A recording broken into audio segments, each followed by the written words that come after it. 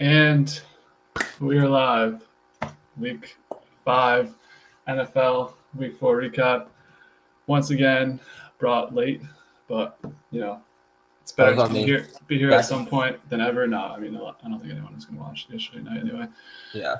Big game tonight. Obviously, luckily that game got moved, so we should be out of here before baseball starts. So coming off of last week, before we left you made a trip to Vegas. How did the Vegas excursion go? I feel like a lot of things you said you're going to bet big on didn't end up hitting. So did you make some money or neutral? So I actually did make money on Saturday. I got really hot. If Georgia won, I probably won like $2,000, and that was just like in every parlay I placed. So that was kind of a bummer. Sunday, I would have hit big if the Chargers won. Chargers were my Georgia. I ended up losing like 4. But honestly, just watching the Pats play the best game they've played in 5 years, me and Rob pretty much blacked out immediately after. Was just sweating out vodka Red Bulls on the flight the next day. But good time overall. Can't complain. All right.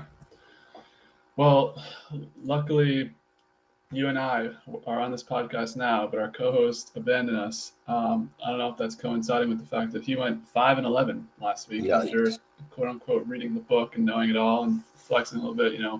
The old Mikey we all love right there.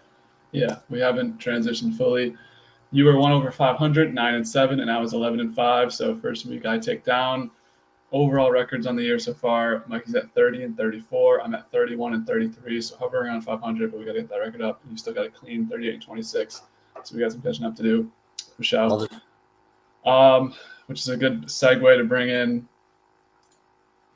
Welcome back to the show. Yo. The backwards Mac jersey. Rat. We can't hear you. Tough. While you work through your audio issues. So we started off week 4 with Thursday night football. Now this was, I honestly did not. I actually had like the perfect viewing experience of this game where I didn't watch most of it and then just turned it on with like 8 minutes to go when it got good. Just got to see Marvin Harrison and JSN had a crazy catch as well. Really, a lot of people were texting me, Cardinals looked like shit. Mikey was talking about some fumble pick play. What were your thoughts on this game? Seahawks game-winning field goal. I thought for sure that guy was going to miss at the end, but what did you think of this game overall? I watched maybe 5 snaps of this game and realized that I don't give a single fuck about the Seahawks or the Cardinals. Doesn't really change my opinion on either team. If you listen to the pod, I'm very anti-NFC West, especially the Cardinals' most inconsistent division. And Cardinals arguably the most inconsistent team in football. So can't really judge much on this game on future picks, but thankfully I picked Seattle on that one. And then I'm coming over win, but nothing too crazy. All right. Yeah, this one was not one I was dying to get to my couch for. Yeah. Before we get to the next game, we have some comments from the chat. Where Mikey? I feel like we play this kind of game. It's going to start again. I thought we could have a consistent stream of everyone being on, but it's going to be like, where's Waldo? And luckily we have good friends like Rat here who are willing to join us on a moment's whim notice. If he can fucking figure out his mic one time. He'll be here at some point. No, still nothing. So we haven't seen Rat since the Super Bowl, but it's great to have him back in NFL streams. I think him along with you and Mikey are the biggest recurring guests. No, we can't hear you still if you're trying to Take your fucking AirPods out, brother. I don't know what you're saying. I'm just going to continue. Yeah. So Mikey, really no excuse provided, Cam. I'm not sure if you saw something in the chat, but at this point, I just don't expect. No, yeah, he basically said he can never do Thursdays. So basically, we have to be Wednesday on time. We can go back to Tuesday if you guys need to. Actually, no, we can't, but at least for a couple weeks.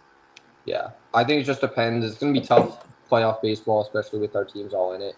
So, well, his team's not in it. He's a Mets fan. He's a baseball fan, or is that Mark? No, both of them. Yeah, he's got all 16 teams or whatever are his teams in the playoffs. Yeah, but we'll see. We'll keep everybody updated. Hopefully, we can get back more to a routine. Obviously, whenever baseball ends, but. Obviously planning on 7 o'clock Wednesdays, but in the meantime, kind of play it by ear, and we'll keep you guys updated. Yeah, he should be back. Right, we still cannot hear you.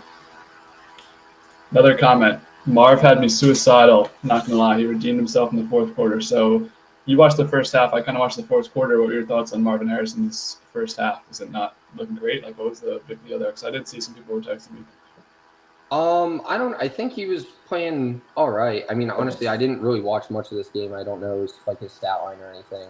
Like I said, I don't really give a shit about Marvin Harrison or the Cardinals or anybody on the Seahawks or that team in general. So no real takeaways from that game.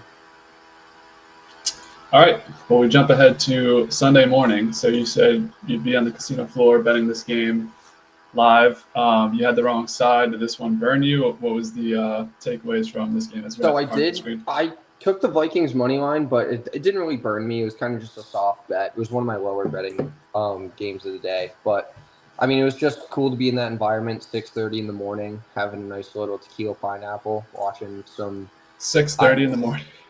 Yeah. But it was I mean, it was a cool atmosphere. A lot of Vikings fans. Unfortunately, Steelers jumped out early, and then Vikings and Carl Wentz made a late push to make it a little interesting, but obviously a little too late. Rat, hello. Hello. There we can go. hear you. We got him. Another Cam in the building. Yeah, so I mean, I didn't watch a lot of this game either. Continuing on, I mean, I was en route to Boots on the Ground game. So this is kind of a car stream. Shout out to Allie. She had the laptop going on stream me somehow on a hotspot or some shit. Looked like the Steelers' offense was pretty good, though. I mean, Aaron was pretty efficient in this game. I'm seeing only 4 incompletions. Carson Wentz throwing the ball 46 times. It's absurd. Yeah. Rat, did you have any thoughts on this game and also the Thursday night game? I'm a big fan of the boring, pointless 9:30 games that just wake you up in the morning and you don't really care about them, but they're there. We might have another one this week. I know. I was watching a show and it was like, oh, we'll talk about it later. Okay. So that's all on this one. Yeah, this was a good game. I think the Vikings are bad, but they played kind of well towards the end. Yeah, I mean, I think we got out of the car. It was like Steelers 4-24, Vikings like 10, and then they must get the way back. All right. Is that a fucking lawnmower going off in one of your backgrounds? What the hell is that sound? Yeah, I hear that too. Might be my computer bugging. The comp. Yeah, this thing isn't going to last for a while. So the next one, Cam, you mentioned it off the rip, but this one destroyed all my hopes and dreams for the day. I think I could have actually made it big if Chargers won this game by more than 2.5 points. Nonetheless, debut of Jackson Dart. I think he had 1 or 2 touchdowns rushing, another one throwing. Obviously, the big injury is Malik Neighbors out for the year, but as a Giants fan, like there was probably a solid hour and a half of euphoria where it's like we got our guy. Chargers were 3-0. I mean, this is a great win for the Giants. I don't know what you're thinking long term about this game, just about this game in general. I wasn't able to watch any of these 1 o'clock games because I was at the Patriots game, and they had the little flash red zone things that you saw the touchdowns, but that was about it. So what were your takeaways from this game? Chargers came out slow, just couldn't really put them away, left the Giants hanging in, and then obviously the Giants pulled away. Dart didn't look great, even though his stat line wasn't terrible. He just kept him in the game, no turnovers, and moved the ball a little bit, but didn't necessarily take over the game. But you're not expecting that for a rookie's first start. I thought he played pretty well against, like we've talked about, the Chargers being one of our favorite teams to bet on throughout the year, especially going to start 3-0 within the division.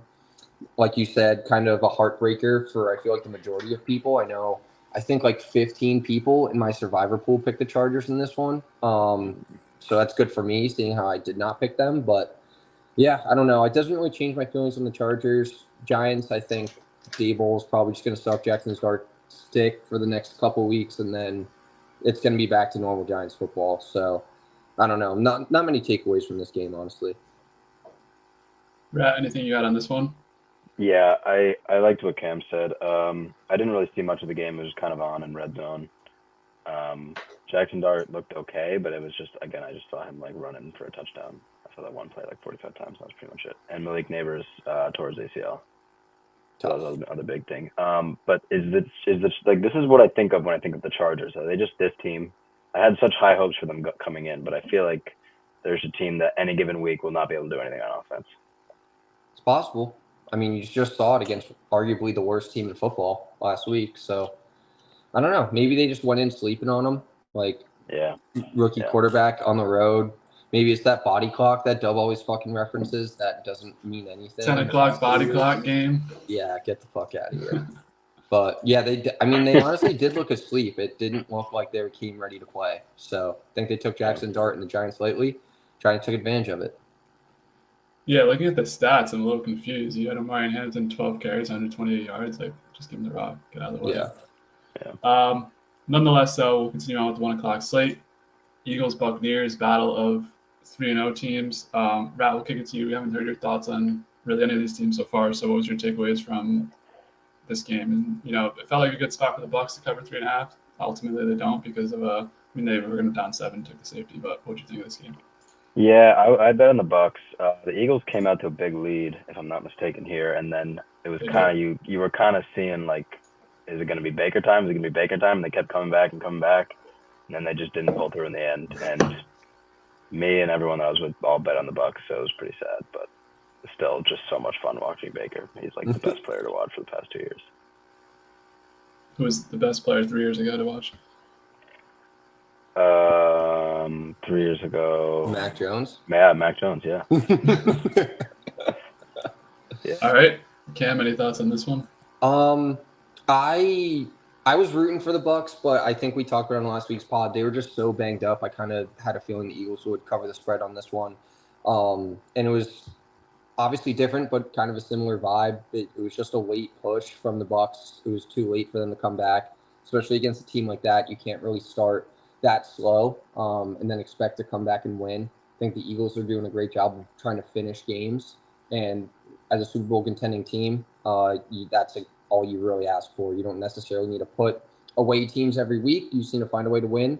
And that Bucs team's good, even though if they're banged up. I completely agree. Baker's one of the most entertaining quarterbacks and easy to root for quarterbacks in the league. But I hope that they can get healthy, and especially their O-line, and then they can start winning some games and make a serious run at the end. But I like both these teams moving forward. Doesn't really impact me changing my bets on them. Okay, what about this one? Fuck Emeka. I hate that he's going to win Offensive Rookie of the Year. Dude, is Emeka Ibuka the Offensive Rookie of the Year right now? Yeah. 4 weeks in. Well, she doesn't like him because he was like quote unquote rude to her one time. No, he cheated on her friend, I think. Oh, poor. Like Allie's friend? Yeah, he went to Ohio State. He went to Ohio. Yeah. I'm calling Cap. Well, he emotionally cheated her, so I don't know. Oh, exactly. Okay. Next I'm looking at I'm trying to get to the Offensive Rookie of the Year. He's definitely the leader. Offensive Rookie of the Year, Emeka plus 250, Ashton Genty plus 320, Omarion plus 500, Jackson Dart plus 550. All right, next game. We don't have to spend too much time on it. Bills destroy the Saints. Kind of felt like, I had the strong pick in the Saints. I don't remember if you guys had the Bills or not. Cam, I think you were with me and Mikey had the Bills. Yeah. But this kind of felt like the perfect spot for them to just stick around, hang in the game. Obviously, I didn't watch much of this game either. Feel like Josh can kind of just get through these games at this point and be fine. But what were your takeaways from this game, if anything popped out? Kind of similar, obviously very different caliber teams between the Saints and the Bucs. But like I talked about, the Bills, similar to the Eagles, championship contending team. You don't necessarily have to blow out every team that you should be by 30 points. I mean, won by double digits, even though it didn't necessarily feel like it throughout the game. But when they needed to turn it on to win the game, they did. Not changing anything, like I said, kind of a straight up week, how you would expect it. But yeah, Bills look like a wagon. Saints look like they're dog shit. I mean, like you said, not much to add. All right, we'll move on. Rats off screen. Yeah, I bet on the Saints this game. Nice. I was hoping and praying that the Saints won because this was like the Survivor pick. You can never take the obvious pick in Survivor, so that's what I did. I took the Bills, paid out. Yeah, but plus 15. I also like the Bills to lose this week. Hey, don't spoil the next segment. Come on. I'm looking at my phone. I'm trying to bet on the line's 8.5. The line's 8.5 for the game tonight. Yeah, it's going to stay. It's been like that all day. Yeah. Is that we'll talk about it. We'll talk about it. We'll talk about it. It was like that yesterday, dude. So another one was the Lions versus the Browns. I had faith. I usually like to take the points, but I did take the Lions against the Browns. Felt like kept just seeing. I feel like Amon-Ross Brown St. Brown scores a touchdown every week, and then the Lions are back to where they were last year, pretty much after that first week loss. And then the Browns obviously are switching quarterbacks up this game. Any takeaways from this game overall, or kind of just another blowout in the league? Lions are still good. Lions I think are a Browns. powerful offense. I think that first week was a perfect kick in the ass that they needed. I think we talked about it either last week or the week before, but obviously you'd much rather lose week 1 than later on in the year / the playoffs. So perfect loss for them against a good team against the Packers week 1. They've been pretty much dominant throughout after that. So really like how they've been playing since that week 1 loss. Continue to like them moving forward. All right. Some updates on Emeka. Not only did he cheat, he played her. He's a loser. Trust. But maybe we'll discuss that if we ever have Emeka on the Patriots or something. Because I feel like character doesn't matter that much in the NFL, as we've been shown across time. Next one. Falcons beat the Commanders. Mariota starts again. Looked like the Falcons' offense came back after being shut out by the Panthers. Obviously only had the red zone scores, but I think Bijan got in there. I'm trying to pull up the box score. Yeah, Penix 313 yards, 2 touchdowns. Like, that's a good game manager right there. Did you watch any of this game, Matt? No, again, this was just red zone. Fodder. I didn't even really see much of that too. The commies, of course, didn't have Jane Daniels, but Yeah. I only overheard the word Commanders and commies. The Skins lost this game, but I had the Falcons in this one, thankfully. I was expecting Jaden not to play based off the line, so kind of difficult. I thought it was a get-right spot for the Falcons after that embarrassing loss to the Panthers the week prior. Thankfully, I was right on that. But, yeah, Falcons looked okay. Skins, I mean, they played well without Jaden. So, like I said, I'm not too confident in either of those teams, mainly because the Skins, even when Jaden comes back, they have a tough rest of the schedule. Falcons play in the NFC South, one of my least favorite divisions in football, too. So, not much moving forward, not really affecting what I'm thinking week 5. We've got some breaking sports-related news. The Detroit Tigers defeat Cleveland and will play the Seattle Mariners in the ALDS. Okay. So You mean the Indians? No. Okay, next game before we get to the big 1 o'clock game was the Texans shutting out the Titans. I'm sure this was business as usual for you, Cam. But, Rat, did you have anything that you wanted to say about this game specifically? nope. Everyone keeps telling me about how good Cam Ward's going to be. Stop. Yeah. No thanks. I don't know what they're talking about. Everyone keeps. I have a rookie of the year bet on him, so hopefully he turns it up. Good luck with that. Yeah, Titans are the Titans. They've been on my ban list since week 0. I don't know when, Dub, you're going to put them on the ban list, but, I mean, 0-4, but I think all losses have come with at least 10, maybe even 15 points. So. No, they lost to the Broncos week 1. They almost covered. They lost by 8. Oh, my bad. Sorry. 8. Almost covered. Yeah. Best game of the year. They're not a great team right now. Now? Does No this give you? chance. They're also 2-14 in their last 16 games against the spread. Thank you, Big Cat, for that information. Does this give you more confidence in the Texans, though, who flip it? Is this a get-back spot, or just kind of you're playing the worst team in the league? You're supposed to do this? I think it's a decent confidence builder, but, I mean, you got to prove it against actual competition, not some fucking USFL team. So.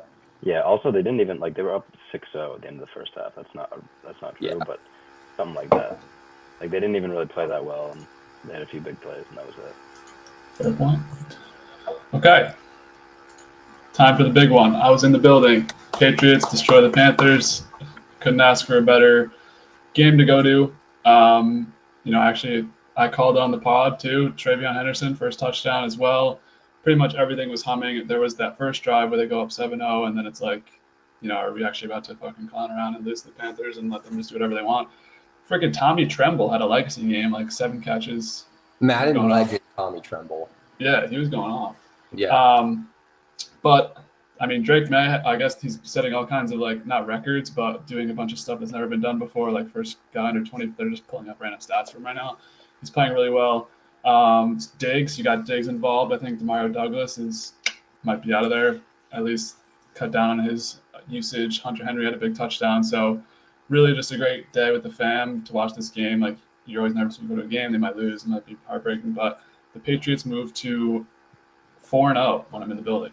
So we have that going for us. But what were your guys' takes from this game from watching it at home? We'll start with you, Cam. We're both Cam. Cam is not Rat. I was very emotional. I was checked out. So it went Panthers storm down the field, touchdown. Patriots punt. Panthers look like they're going to storm down the field again. I had already sold the season. I was like, season's over. Season's over. Tank, whatever. But then they just blew them out, and I don't know. I didn't even care. I think this next Bills game is going to say a lot, but I think this was just a good win against like a trash team, and it was needed.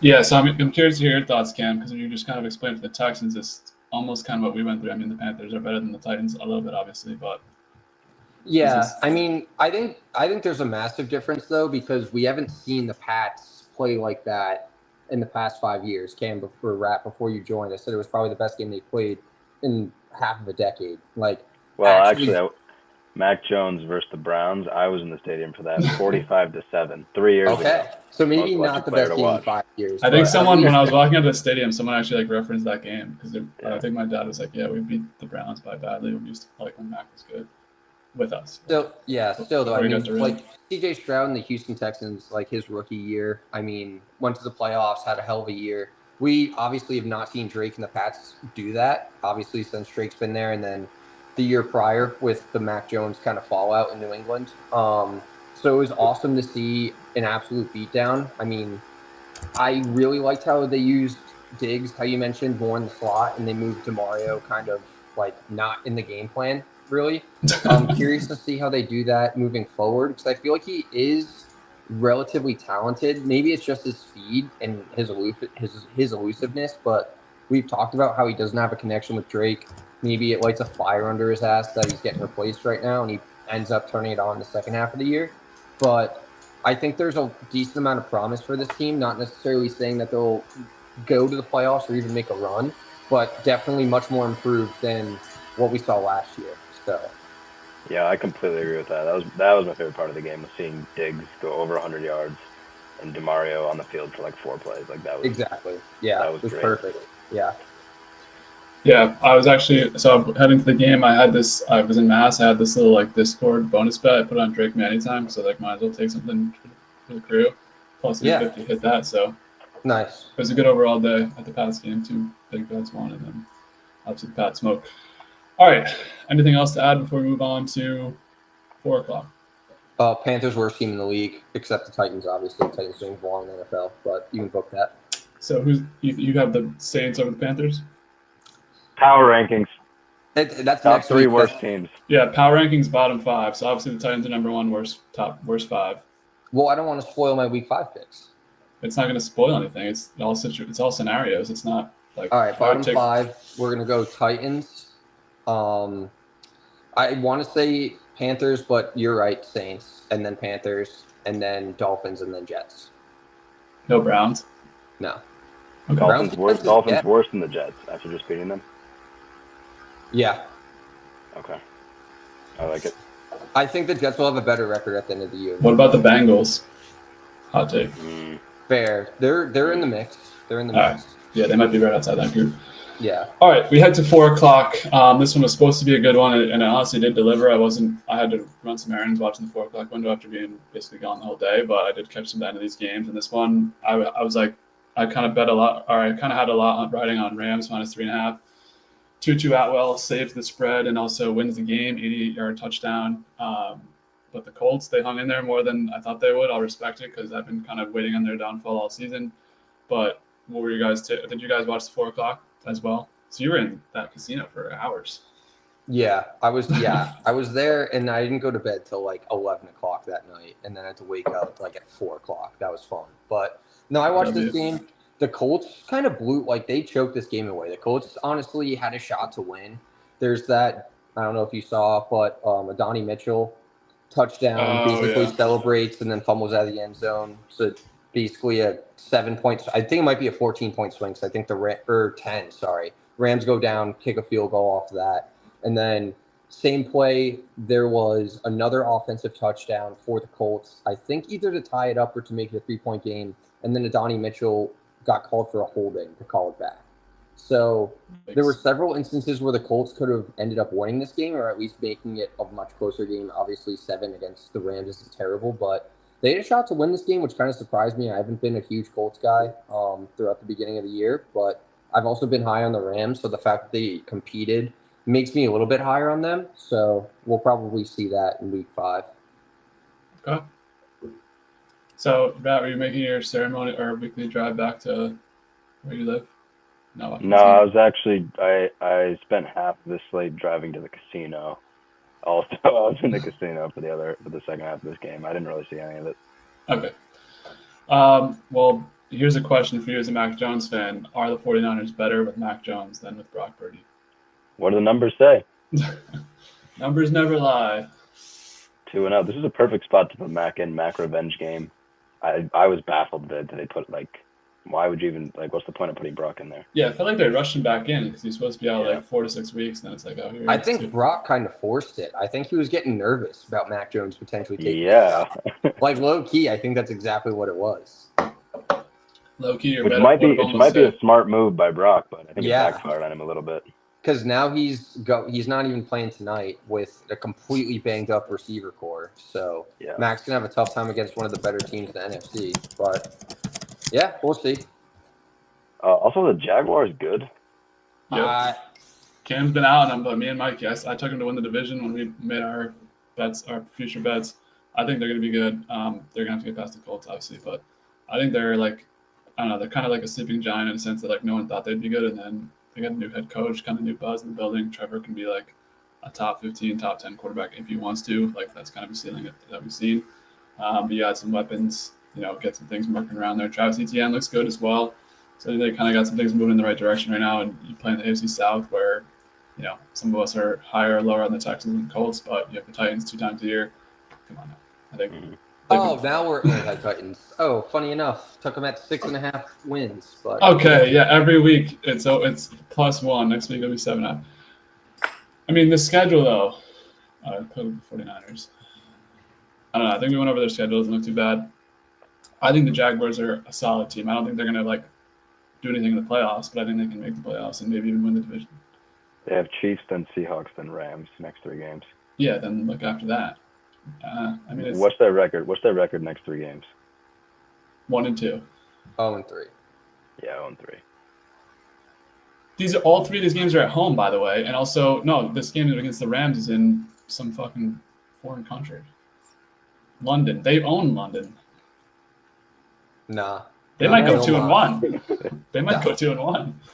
All right. We'll speak of one of the teams they're playing this week. The Chiefs just slaughter the Ravens. Rat, I want to start with you on this one because a lot of people are starting to have some conversations about the Ravens, and I think Lamar Jackson might be hurt, and Cooper Rush is starting this week. So, as a Lamar fan, take us away on this. I didn't see any of this game at all.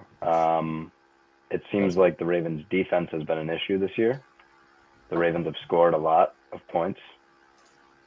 In the games that I've seen, Derrick Henry and Lamar look great.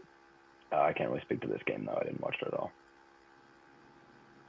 Yeah, I mean, it was hyped up to be it needed to be a bounce back week for both teams, which is why it was a massive game record wise. I mean, the Lamar injury, I don't know, I forget when it actually happened, but I saw that he's doubtful for this week coming up. But I think that probably took the life out of him trying to make a comeback. But obviously the Chiefs put him away as soon as he went down. So I don't know if this necessarily makes me want to bet on the Chiefs, at least this next week. I mean, clearly they've had their early season struggles so far, and they're depleted on their receiver core. So I'm pretty sure they got Worthy back last week, and I think he might have scored. Worthy played really well this week. He had so maybe that's 38 yards, 5 catches, 80, no touchdowns. Yeah, maybe that jump starts a little bit of life in that receiving core room. I know they've been really struggling in offense, so hopefully you can jumpstart them. It's going to be a long season, so obviously you got to build back to health. But maybe this is the comeback of the Chiefs. I mean, everybody's kind of been talking about how it's the end of the dynasty, and that just lights a fire under Patrick Mahomes' ass, even though obviously I don't want to see that happen. But it's possible. You never know. Tyquan Thornton or Xavier Worthy, who's better? Xavier. Tyquan was worthless for 4 years. He's providing some worth now. Yeah, I mean, I saw kind of the bits and pieces of this game, but it was pretty much already over. I was pretty surprised to see that this was as bad as it was. I guess you're in Kansas City, I think, so I don't know. Yeah, I think the Ravens. I don't know, man, but the Ravens have had a really tough schedule, so Yeah, give them probably some the toughest reprieve. in the league, And so. it's gonna only get harder. Well, it's not gonna get easier. Yeah, it is gonna get a lot easier.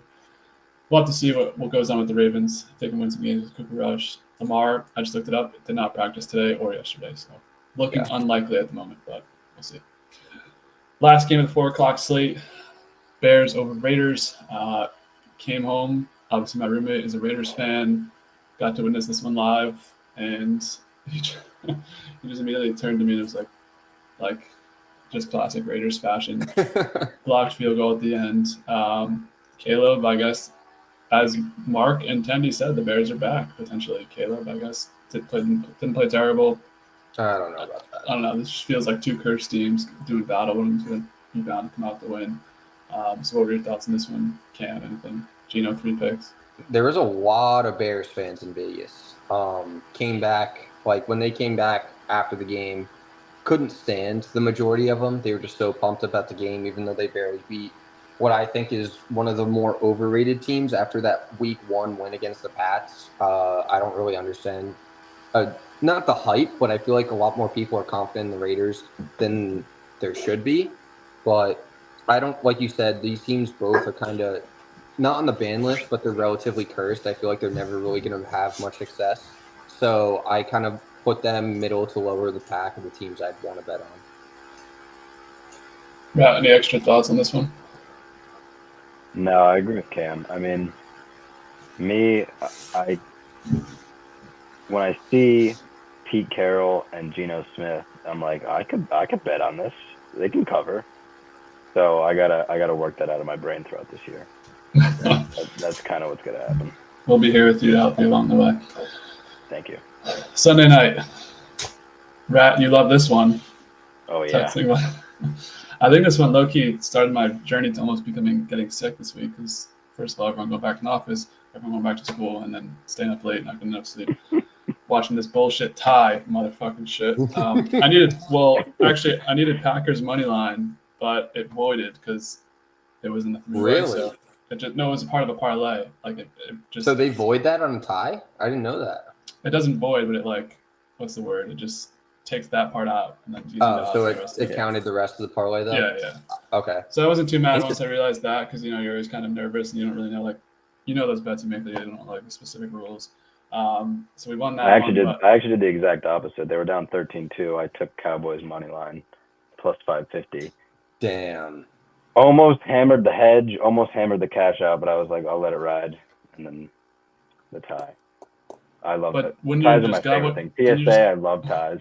This is going to be so much fun looking at the standings for the rest of the year. Didn't you just get what you betted back anyways? Yeah, but I mean, it was a plus 500 bet, and they were winning. Yeah. 0 seconds left. So take us away. Why was this tie so great? And you could have won money if the Cowboys won. Well, right now I'm looking at the standings, and it says, look at this. NFC North. The Packers have 1 loss. The Lions have 1 loss. The Lions are in first. And the Packers have beat the Lions. That's beautiful. We get to look at that all year. All year? What? All year. Okay. Interesting. I mean, it's great. Is it not great? Cam, did you catch any of this? I did. I mean, I wasn't really too into it. I don't really give a shit about the Cowboys. I kind of expected the Packers to run away with this, but especially I was expecting a bigger game out of Micah, and the Cowboys kind of just to fall on their face after that. But they actually played their ass off. I think that kind of lit a fire under their ass with Micah leaving. I feel like as opposed to Micah playing as hard as he could, they had him leaving had the entire Cowboys roster playing as hard as they could. So definitely a lot of juice in this game from the Cowboys side, but I don't know. I can't see the Cowboys doing much this year. Not a huge fan of them overall. Packers have kind of made me weary a little bit. I'm sure you probably have some extra words, Dub, seeing how you had them as your Super Bowl pick, but I also had them going to the Super Bowl on our Week 0 podcast, but definitely makes me a little bit more, hey, you got to lock in. Like, just that week 1 win isn't good enough. Yeah, I mean, also the week 2 win over the Commanders is pretty impressive, although that was at home. But I mean, I think this is a weird game. Like, emotions are high because the Parsons trade. I think every time the Packers go to Dallas and play them, like in the playoffs and just in the regular season, it gets crazy for some reason. So I think the defense is actually pretty concerning that you're just letting up 40 points to this CeeDee Lamb. Yeah, that was a big takeaway for me too. Like, I thought the Packers defense was going to just destroy everybody all year. And they let up 13, 18, 13, and then 40 to the Cowboys, who haven't been able to do anything all year. Yeah, well, the Packers are on bye this week. Then they have the Bengals at home at 4:25. Then they go to the Cardinals. Then they have then they're at the Steelers, and then they have the Panthers at home. So that could easily be 4. Yeah, they're looking at 6-2-1. So I'm not too concerned yet. Like, the defense, I need to see a little bit of improvement there, but I like what I saw out of the offense because I think Jordan Love is one of the bigger question marks in the team, even though he's my guy. All right, Monday night was a doozy. First, we have a comment from the chat. Let's fucking go McGann. Yes, this is Rat. You met this person. This is Rappaport from school. So yeah, he's always bringing good vibes. But it says we smoking that Yanks pack tonight. Red Sox 7-4. Hell yeah! I actually thought you were going to be rooting for the Yankees. He's a Mets guy, so we love to see it. I hope 7-4. Is that possible tonight? Clanthony Early, is that his name? Versus that's the rookie, right? Yeah. Connolly. Yeah, I think Clanthony Early is an NBA player. Dan Connolly. Dan Connolly versus Schittler is the other guy for the Yankees. So it could get ugly quick, honestly. Honestly, can I see that final score? All right, moving on to Monday night. First question, did you watch either of these games? Couldn't give a single fuck about either. I watched part of both of these games because I had the 3-monitor setup. I had the UFC. I was taking my notes for UFC on 2 monitors. I was like, might as well start the game on the third one. Darren Waller, 2 touchdowns to the Dolphins. You guys were hating on my pick heavy with the Dolphins, like I was being asinine. So I mean, yeah, not much to say here. Jets cursed 0-4, but any other thoughts if you have? Is that why Mikey didn't show up? They've lost every week and he still showed up, so I don't think we can rule out that. I think he was expecting a win in this one, though. That was the problem. He went in too confident, I think. Yeah, the Jets might just be like cursed forever. Yeah, never gonna win. And then we had this one. I think it's time to go on the Jake Browning train. I wanted to take the Bengals last 2 weeks. Saw the TikTok analysis guys being like he's not good at football. Doesn't look like he's good at football. Jamar Chase is doing nothing. T. Higgins is doing nothing because they're scoring. I'm glad that's what you're basing your picks off now. It's just TikTok analysis. No, but I mean, I saw it in the game. I'm like, well, first, I placed a 2-leg parlay. I had A-Chain to score a touchdown, so I watched him get a touchdown on my third monitor. I'm like, sick. I'll just watch the end of this Broncos-Bengals game, and the Bengals will eventually get in the red zone and then score with Chase Brown, right? No, they don't even get close. It's disgusting performance. Bo Nix was just freaking aura farming, and they had the ball the whole second half somehow. So I'm pretty done with the Bengals. They might be approaching banless unless they make a change at quarterback, to be honest. Yeah, but we'll see. Bring in Kirk, or we need. Jameis I would love Winston that. Football. Kirk we or need Jameis would Winston be football. Jameis would be perfect on that Bengals team. What about he could throw for 50 touchdowns after a quarter of the year's done? Correct. What about this one? Someone who has not had a lot of good weapons over the past couple of years, has been doubted by a couple of teams, making a recent, surge again with a coach that believes in him. Mac Jones? Yeah. What about Mac Jones to the Bengals? I don't know. I like him in that Niners uni. Yeah, no, he needs Shanahan. He actually does look fresh in the Niners here. Yeah. He also needs Shanahan because Shanahan's like in love. Yeah. All right. We move ahead. Week 5. Tonight, in an hour and 45 minutes. 49ers, Rams, NFC West divisional matchup. I think the picks are going to be pretty obvious across the board. Cam, want to get us started? And when I say Cam, I'm talking about the one in the middle, by the way. Yep. All right. So refer to me as Cam and then Fane as that, and then we'll get it from there. I'm taking the Niners plus the 8.5. I know the Niners are pretty banged up, but I'm going with my boy Mac. I've been riding with them. I mean, the past I think it's been 3 weeks, even though I think I had a hedge if Purdy was playing last week. My focus 5, Mac Jones, 2 tutties. Maybe not doing that this week, but Obviously, a huge fan of Mac. I think he's been playing really well. 2-0, obviously, with the Niners as a starter. I think they can kind of surprise this Rams team on a Thursday night divisional matchup. I can't really see it being a blowout. I think Mac Jones keeps it close. Maybe they don't win, but 8.5 seems like a lot for this game. Rat, we'll kick it to you with the backwards Jones jersey on. Well, I didn't want anybody to think I was a Drake May fan. Okay. Just, you know. I don't know. This line looks a bit ratty to me, but it only looks ratty because I love Mac Jones so much. So like my personal line would be like Niners plus 4.5, which makes it seem like a rat, but the public would probably have that be more to what it is. So I am going to go 49ers, and they're plus 350, and Mac Jones hasn't lost a game this year, so I am going to be betting a lot on Niners money line as well. Yeah, so I did these earlier in the week. I was talking to Cam. My work from home day was Tuesday, so I just banged this out. I was at home. Have the version history. We had Rams minus 5.5, so now they're down to 8.5 with the news of Brock Purdy not playing. Also, I don't think it's only based on that because you had Ricky Pearsall being announced as out. The other guy, Juwan Jennings, is also out. So 3 big offensive pieces are out. And this one, man, for Mac, I feel horrible. Like, he's supposed to have weapons. You could actually have decent weapons on this team, but no Kittle, no Pearsall, no Jennings. It's looking rough, man. It's going to be him and McCaffrey tonight. That being said, 8.5 points is way too many for any team on Thursday. I'm taking Mac, obviously. Before we move on, though, I know he's got McCaffrey, but we talked about it last week. Kendrick Bourne signing. Kendrick Bourne going to be arguably the number 1 receiver tonight. Fantasy segment of the week. I'm legitimately starting Kendrick Bourne in 2 leagues. Like, I have no other options because of bye weeks and injuries. I'm a little teaser. Kendrick Bourne might be in the focus 5 tonight. What? Kendrick Bourne might be in the focus 5 tonight. I like it. I need it. If Kendrick Bourne scores a touchdown. Yes, sir. Cheers. You already know. I need it. Let's go.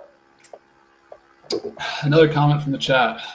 I was, I'm snitching on you to your job. Can't be making podcast content on their dollar, McGann. That's not what I said, bro. And how do you know I was talking about my lunch break? I'm a very hard worker at home. I get a lot done. And plus, we only have 1 day at home now, so I don't even know what you're talking about. Very hard worker. Boom. All right. Next, we had. Have you talked on the podcast at all about how like everybody at your work threw a massive like fit when they had to go into the office 4 days a week instead of 3? That's the funniest thing to me. Dude, they low-key boycotted it. Dude, Cam was with me and Cam were talking about it before the pod. He was with me. He's like, he was empty. Dude, people at work, like, because the rumor was that they were going to make all big banks do it, like, almost half a year ago, like 6 months ago. And they were like, all right, well, I'm just going to relocate. Like, I'm not going to work here. And then they were like, all right, never mind. We're fine with 3 days. I was like, okay, sweet. That's fine with me. We need to do that. You should start a protest. We almost made the cutoff of I almost made the cutoff of living 50 miles away. I'm 33 miles away. If you live more than 50, you can only go in like 1 or 2 times a week. Cool. Good content. Did you ask Brad? Because I don't remember. He did. He said to talk about it on the pod. All right. You should move further away so that only 3 days a week you have to drive for half an hour longer. Smart. Cheers to that, man. Let's go back 5 days a week. Next game, Sunday morning, the debut of one Dylan Gabriel. We learned that Joe Flacco is no longer going to be the quarterback. This one, I think, is this in London or is this in a next? Yeah, it's in London. It's in London. London, Tottenham Hotspur Stadium. The Browns are plus 4.5 against the Vikings. That's definitely not how you say it. Vikings get to stay out there after last week. Rat, we'll kick it to you this time. What's your pick for this game? Vikings at versus Browns. My pick's the staying in Europe pick. I mean, the Vikings have been there. They're acclimated. They also just came off a loss. Also, who is Dylan Gabriel? Oregon legend, man. You're supposed to be an Oregon fan, right? They were showing on one of those sports shows. It was like a big poster, and it was like Gabriel versus Wentz, and they like made it all hype. It was the funniest thing I've ever seen in my entire life. So you're going with the Vikings. I'm taking the Vikings minus 4.5. And the under. Whatever the under is. The under is 36.5. I'm going with the Browns. I think this is going to be a chaotic game. I think Dylan Gabriel, we saw last week, Jackson Dart had the debut. Dub, can you take a minute and just think about that pick? Yes, I have thought about it. I'm going He won't fuck listen it. to you. I've tried this. I'm going fuck it. I Just don't take a care. deep breath and think about like the parameters of what you're saying. I had I a good legit week. ranted about, like, on the Week 0 podcast when he picked the Titans on the over. I had like a 5-minute rant on how fucking stupid that was. Both him and Mikey, and they were like, "Nah, dude, they're definitely gonna win at least 7 games." I was like, "Okay." Listen, man, I had a good week last week. I can afford to lose some. Also, this week is just skewed It is in gross. rats. It's Yeah. disgusting. So I'm rooting for Dylan Gabriel to do well just because I can't have Shadur Sanders be good for the narrative's sake. So I'm going with Dylan Gabriel on the Browns plus 4.5. Also, if you're taking the under, that would skew towards more team with the points. So there's a lot of benefit for you there. Browns defense is still good. I don't like Carl Wentz, as we like to call him on the pod. I'm going with the Browns plus 4.5. Cam, we'll get to you for the tiebreak. I'm going with Rat, sticking with the Cam boys. Give me the Vikings minus 4.5. Seems like a get right spot. I feel like the Dart comeback first start was kind of an anomaly. I don't see that happening with Gabriel. I know Neighbors got hurt, but I feel like Neighbors is better than Judy. And I'm not a huge. I feel like Njoku is extremely overrated. I don't really like this Browns offense surrounding Gabriel for his first start. I also think the Vikings defense is good, even though the Browns defense is also very good. I think it's going to be difficult for. I think the Vikings defense better than the Chargers defense, and I think they can confuse them a little bit more than the Chargers could with Dart. So I'm leaning. I originally had a 3.5, 4.5 doesn't make a huge difference. Obviously, still over a field goal, but Cam kind of mentioned it. Back-to-back weeks in Europe. I'm taking the Vikings here. Will you be watching this game? Absolutely. What else am I going to do Sunday morning? Locked in. Coming from the chat, don't disrespect my Ducks. That's goddamn right. It's like Heisenberg. You're goddamn right. All right. Low-key, you kind of did disrespecting Mariota in his first start. I know. mentioned I that. actually regret that a lot. Yeah. That's like my biggest regret pick of the year. Moving ahead to Sunday, 1 p.m. I'm starting this game out, so I spoke to the Raiders Oracle. He said to me, this is a game the Raiders might fuck around and win and recover the spread. So I'm taking the Raiders plus 7. I've been a Colts doubter the whole season, and I think their time has come to roost. I think, I don't know if it actually will, but I'm just never going to trust Daniel Jones, and you're giving 7 points to Daniel Jones. I'm taking the plus 7 no matter what. So Cam, your pick for this game. I think this is a get-right spot for the Colts, honestly. I'm kind of mentioned in the previous segment, I'm not a huge fan of this Raiders team. It seems like they're a little not hyped up, but there's just a little too much confidence surrounding Pete Carroll and Geno Smith in a Raiders uniform. I think the Colts kind of lost by, like I said, their own fate. I think they correct those mistakes, win by at least a touchdown at home. But they're kind of due for this. I think they take advantage against bad teams, so going with the Colts here. Right. Finish this off. Yeah, I want to go with the Colts, but the Raiders, they got Pete Carroll, they got Geno Smith. Come on, we talked about this. No, I think the Colts D isn't that good. I think this is a good time for the Raiders to put up some points. I don't think they're going to win. I wouldn't take the money line, but I think they'll cover that. 7's a lot. It's still only a big 5. Next one is one of the teams we had in the bottom 5. I don't think we had the Giants in that combo, but this is going to be probably an ugly game. Giants at Saints. Saints at home get the 1.5. I thought this is the spot you want to start Dart because it's kind of like a soft landing against your bearings play a shitty team, but he went out and beat the Chargers last week. So Cam, we'll kick it back to you. Do you think he continues his win streak against the New Orleans Saints in New Orleans? I want the storyline to be the Rattlesnake winning his first start after 11, but I don't know. I can't see it happening. He's 0-10. Kind of tough to put my faith in a guy that starts 0-10 in his career after a guy that just won against one of the better teams, I feel like. So I'm going with the Giants here, even though it's a relatively risky pick. I feel like I'm relatively confident in the Giants team, even without Neighbors scoring more points than the Saints. I haven't seen anything out of the Saints that really makes me want to bet on them. So obviously, I'm probably not going to really watch this game. But hopefully Jackson Dart can maybe get a little bit of life and show out a little bit more of his arm as opposed to last week. But we'll see. Kind of interesting game for maybe Jackson Dart development for the rest of the season. Rat, what do you see from a gambling perspective in this game? from a gambling perspective, they're begging you to say what Cam just said. They're begging you to take the Giants. Fair. Jackson Dart, they scored 21 points last week. They had a lot of possessions for 21 points. That was their first win of the year, and they almost beat the Cowboys. That was the other time they looked good, and Malik Neighbors had 600 yards and 6 touchdowns in that game. So I just don't see the logic for the Giants being good. I think it's a little recency bias, and I think the Saints are going to actually smoke them. I think the Saints might win by 15. Wow. You don't believe in Wan'Dale Robinson? What? Don't they have Jalen Hyatt? Yeah, bro. He didn't have a single catch in his rookie year. I'm looking at Darius Slayton still there.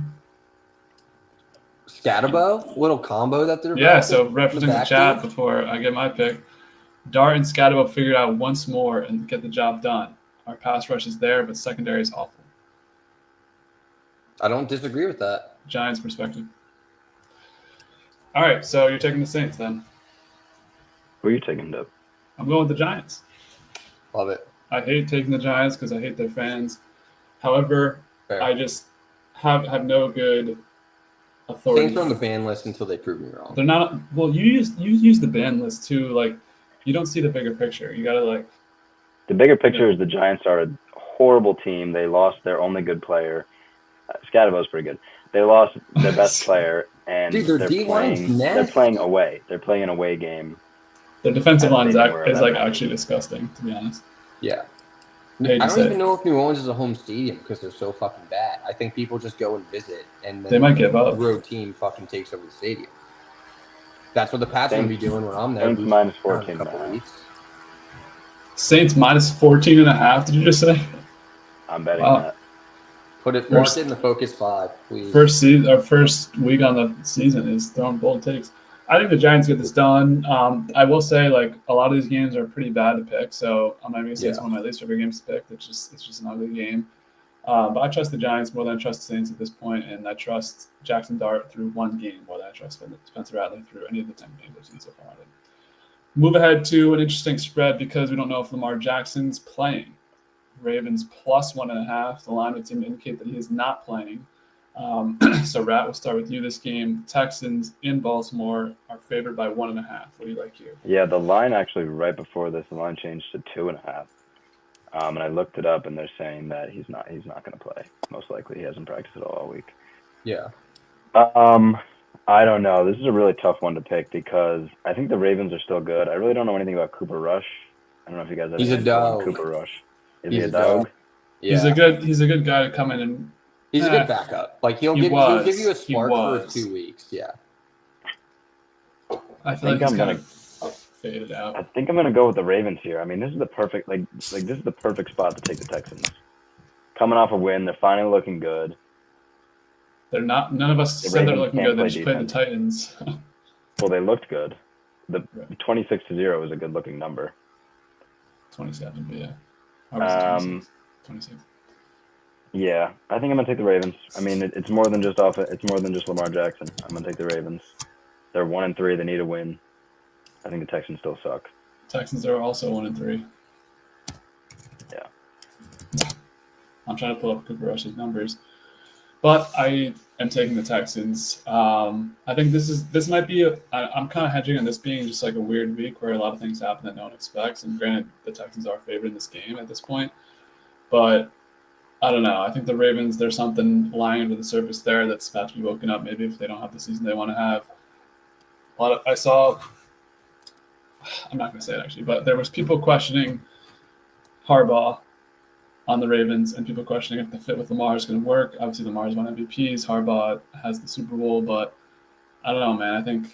I feel like Cooper Rush was really good that one year he came in to back up Dak Prescott, but then after that, like I think last year he came in, he was not that great. Cowboys lost 83.8 passer rating, 12 touchdowns, 5 interceptions. Dope. Last year. Yeah, I was trying to look at the numbers, but I gotta get my pick now. 4-4. Yeah, I think this Texans team, I think they got what they need back. I'm taking the Texans minus 1.5. Cam? I'm gonna go with Rat here. I'm believing Cooper Rush magic for 1 week. It's kind of tough because I like the Texans in that AFC South division, but I can also see all the teams in that AFC South collapsing and the Texans making a late run. I think the Ravens, kind of what Cam was mentioning, is a more complete team overall compared to the Texans. And if Cooper Rush kind of plays similar to Jackson Dart, where it's just no turnovers, keep your team in it, the Ravens as a team overall can hold them off, especially at home. So, especially on the defensive side of the ball, I really like the Ravens defense over the Houston Texans defense. So, I'll take the points at home, even though it's a backup quarterback. Give me the Ravens plus 1.5. Love it. All right. Comment from the chat on the previous pick: Saints minus 14.5. That dude is Ben Blake at 3 a.m. Ben Banks. Yeah. Okay. Wait and see. Have fun betting on the New York Giants. How's that worked out for the past 15 years? Boom. Two Super Bowls. Boom. I won one Super Bowl. Okay. Another 1 o'clock game is Broncos at Eagles. Start this one out. I feel like every time I see 3.5, I just want to take the team that's plus. So I'm going to take the Broncos plus 3.5.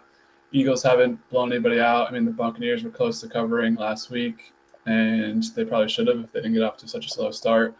I think the Broncos kind of found their swagger this week against the Bengals, even though it's kind of like a get-back spot, but they've kind of been struggling a little bit. So I like the Broncos to get this done. Well, not get this done, cover the spread. I think it's going to come down to field goal. I think it's going to be a low-scoring game. Two really good defenses. So I like Bo Nix and Broncos cover this game. Ken? I'm going the opposite side.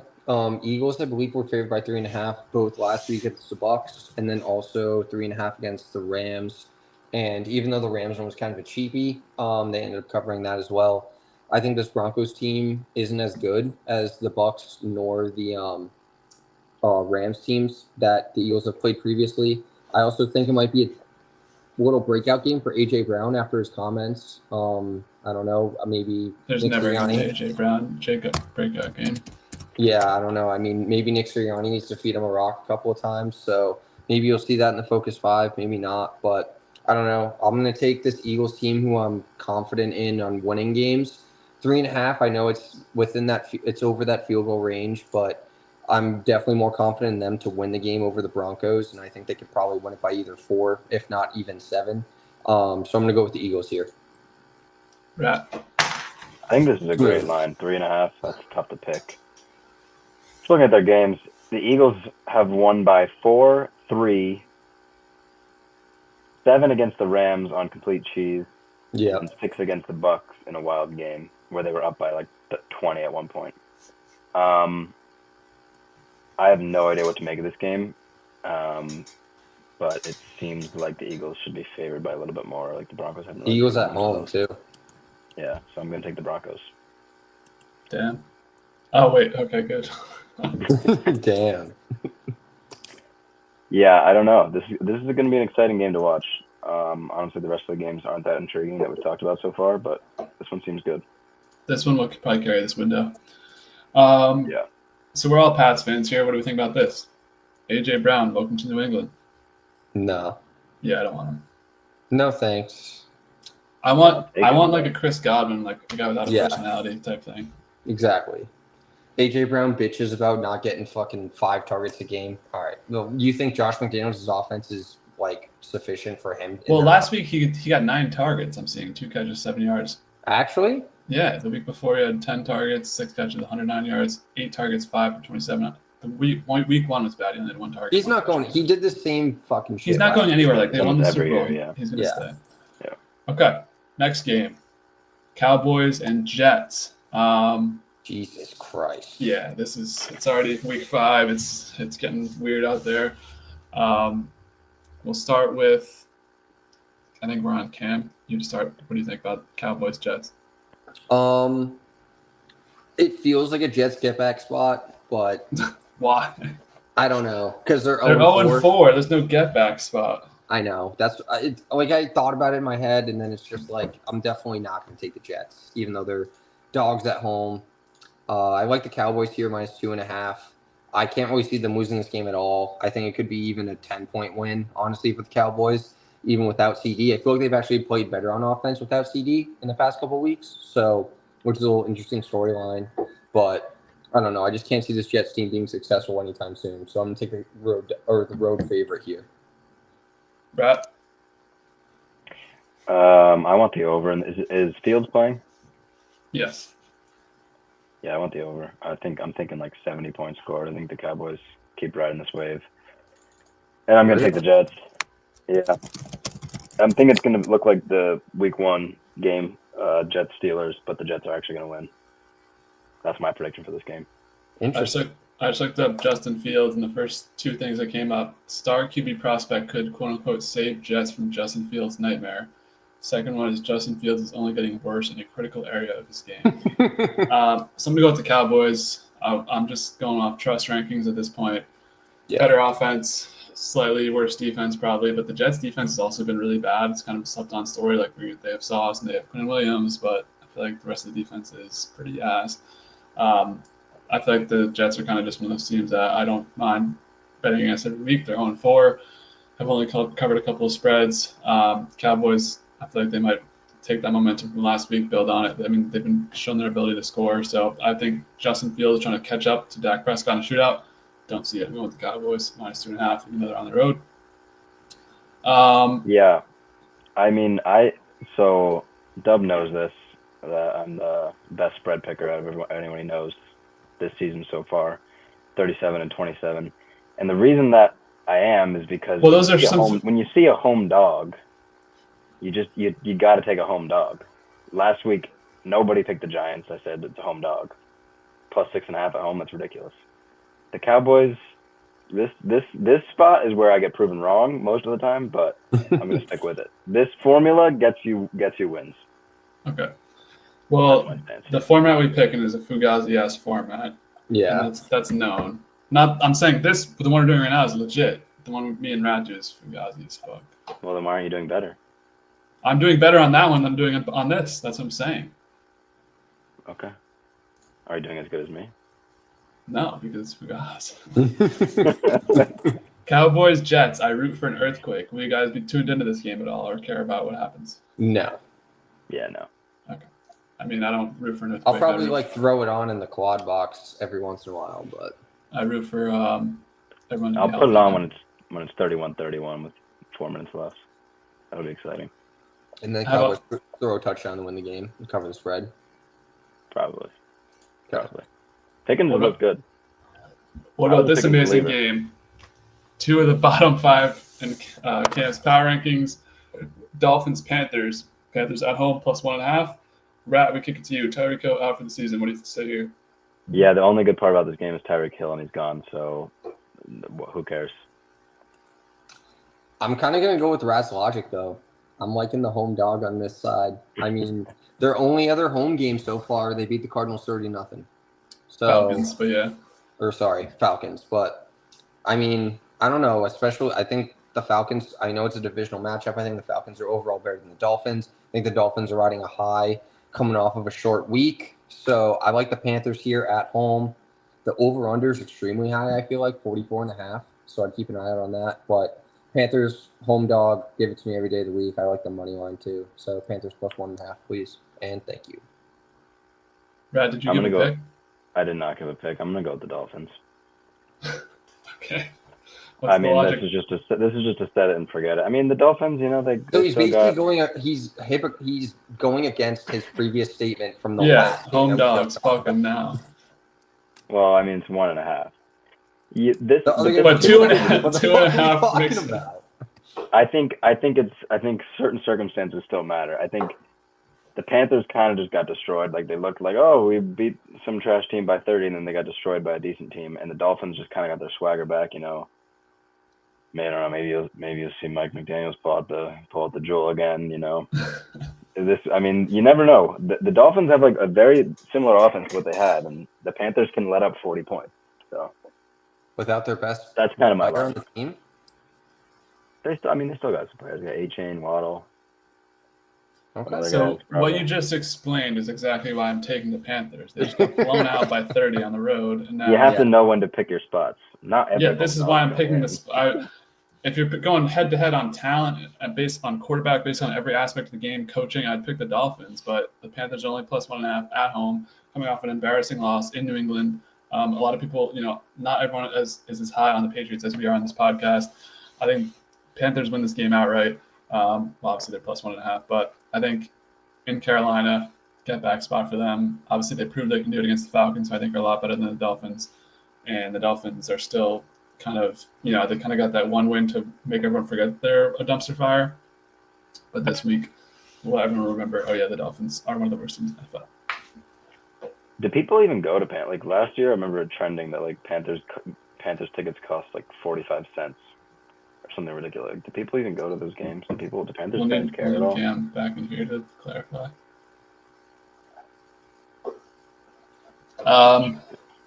While we wait for him, Buccaneers and Seahawks, another 3.5. Another 3.5 that I'm taking the plus side. I'm taking the Buccaneers plus 3.5 in Seattle. I feel like everything's gone too well for Seattle, but them being 3-1 kind of makes, it makes sense because of the way they've played and who they've played. But I like the Bucs to win this game probably outright and definitely cover the 3.5. Bucs get Chris Godwin back this week. They do have some injuries, but Emeka's going to play. Chris Godwin's going to play. And although Bucky's out, like the Bucs are having 49ers injury luck. We're just like everyone's going out, but I still think the Bucs are competitive enough. I like Baker more than I trust Sam. Same draft class will be an interesting matchup, but the 3.5 is too much for me. I'm taking the Bucs plus 3.5. I completely agree with your logic there. I'm going to take the Seahawks. This is a complete rat. Okay.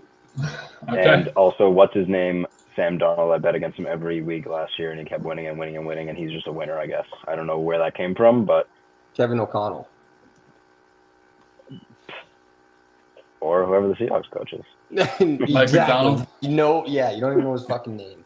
I'm going with Dub here. I'm extremely surprised by this. It's one of my favorite picks. I'm probably going to take the Bucs money line overall.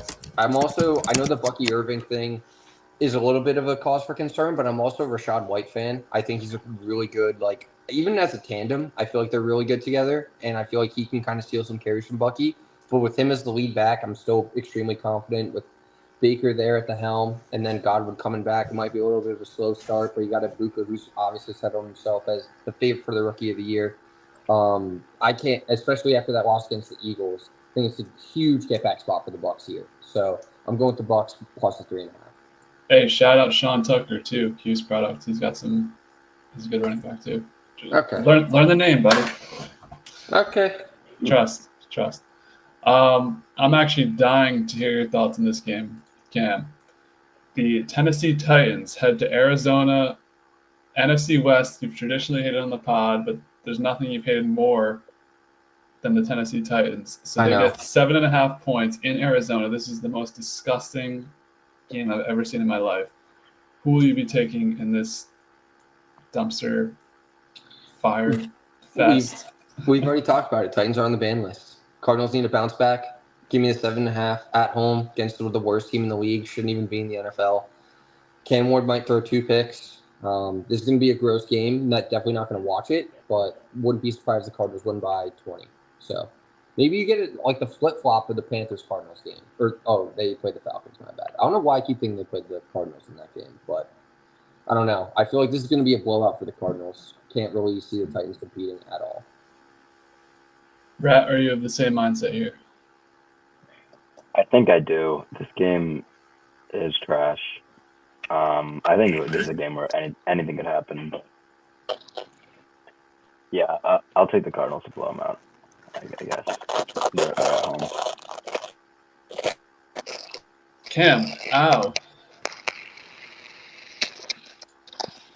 I have to mute. Sorry. My Ow. I'm trying to mute. Okay, I muted him.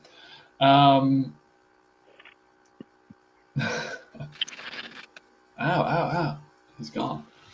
Well, I was going to make it a big reveal because the first 3 weeks I took the Titans and I said, you know what, enough is enough. Last week I got off the Titans train and took the Texans. But this week I have to go back. I have to take the Titans. I respect it. I have to. Like, it. this is the ugliest line of ever. Like, I have to take the Titans. And will they cover? Probably not. But like 7.5 in Arizona. I mean, even if it's in Arizona against the Cardinals, it's way too many points. The Cardinals always play close games. I haven't seen the Cardinals blow anybody out since freaking ever. I don't know if the Cardinals have ever blown out a team ever. Also, the spread's 41.5, so they're telling you it's gonna be a low scoring game. But yeah, So they think the Cardinals are going to win like 23-10 or something. Yeah. Which like is certainly possible, but I don't know. I think the Titans have to wake up at some point. They're 2-14 against the spread, like I mentioned. Welcome back. Thank you. I was trying to update my Focus 5 picks based off of one of our previous bets, but So I just made my pick for this game. What do you think I picked? Titans plus 7.5. Yeah, I did. What? I don't understand. Why? Please tell me why. I don't understand what gives you any confidence in this team. What gives you confidence in the Cardinals to cover 7.5? Because the Titans they don't belong in the NFL right now. I disagree, man. That Broncos loss. Oh, by 8 points. Okay. Probably the worst game the Broncos have played all year, too. Because they were playing the Titans, and they were like, oh, we could fucking... They're probably all boozed up playing the game. And they're like, oh, we can beat this team no matter what. This Cardinals 2 wins. They beat the Saints by 7, and they beat the Panthers by 5. Yeah, Titans are worse than both those teams. What's that quote from Uncut Gems? He's like, I think you're wrong. He's like, we'll see about that.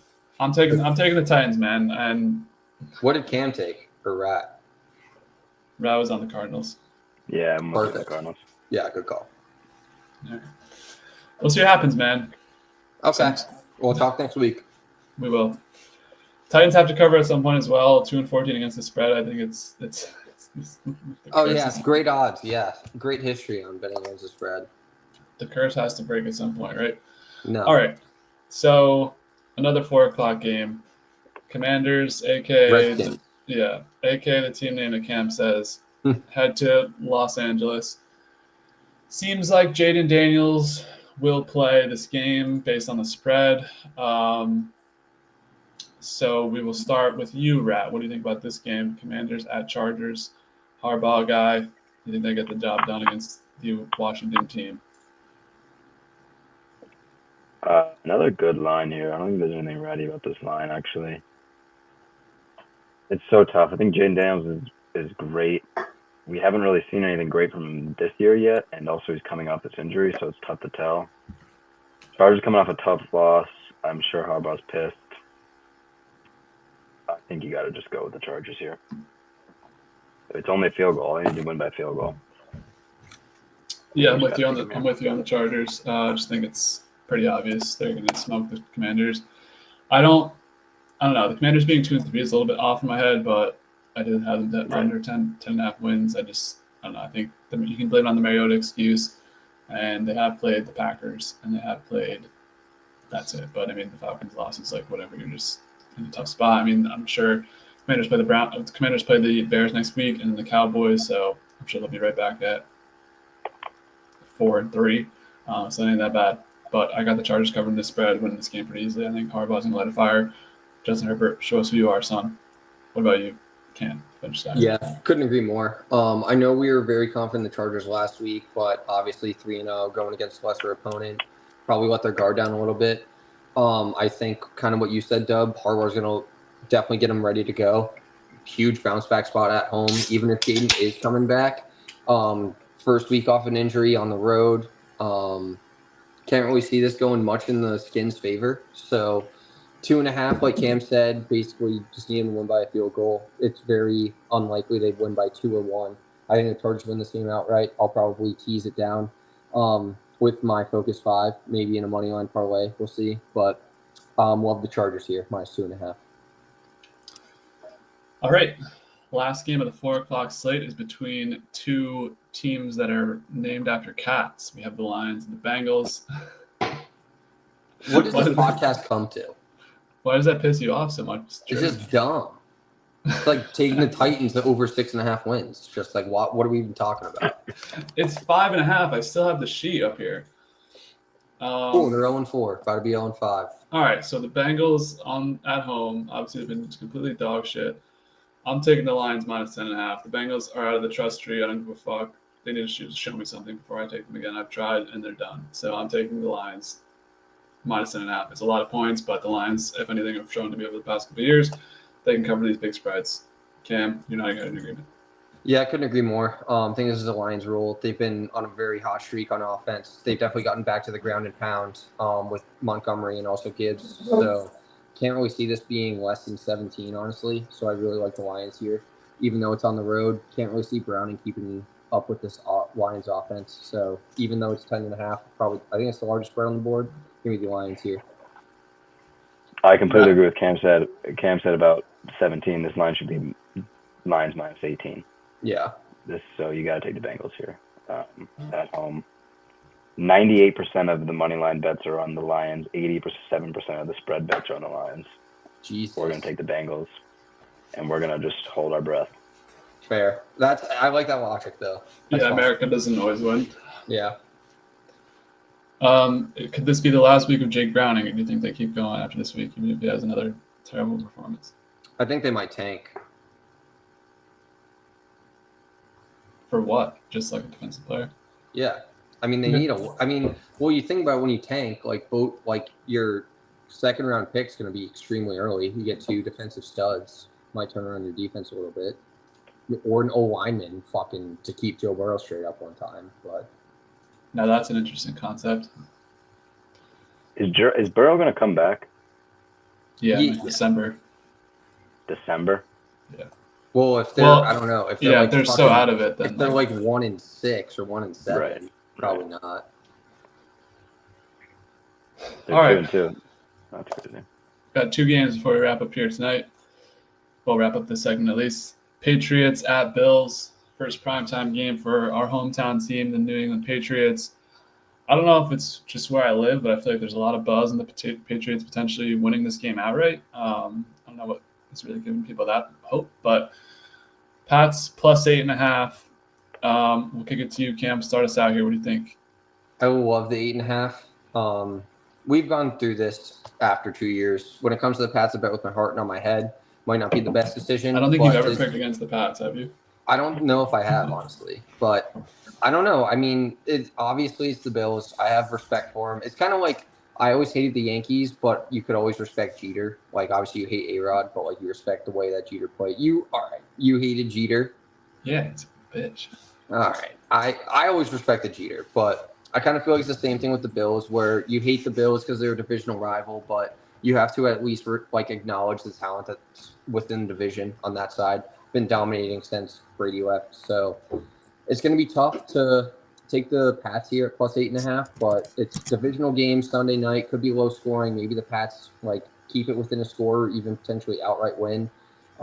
As Dub was saying, with all the buzz, I don't see that happening, but I can see it being a relatively close game. Like we've talked about with the Bills, they haven't necessarily blown teams out. But obviously have beat the Dolphins and the Saints by double digits. But at the same time, they were in the game for the majority of the time.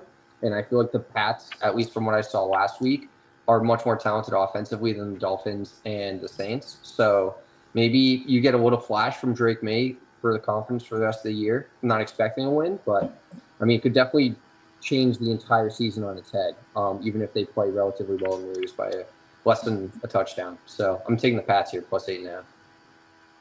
Cam? Rat. I agree. I especially, this spot, like this line, I don't know what it is about the Patriots and the Bills, but the Patriots play better in Buffalo. They just do. The best game that we've seen in the past 3 years is when it was like Mac Jones threw the ball 3 times. A blizzard and Mac threw the ball 3 times, and it was like Well, y'all One of my y'all favorite forgetting games of all time, actually. Y'all forgetting last year, we almost beat these boys outright, like week 12 or some shit. We did beat and it was pick of the year. That cost us the first pick in the draft. Yeah. No, that game we won, but the actual game that was serious when they didn't have backups. Oh. The Pats play good Yeah, they do. in Buffalo. Historically, yeah. I'm excited for this game. Sunday Night Football, Pats. Waiting Great. all day for Sunday night. They beat us 24-21. The year before that, even at the end of 2023, they beat us 27-21.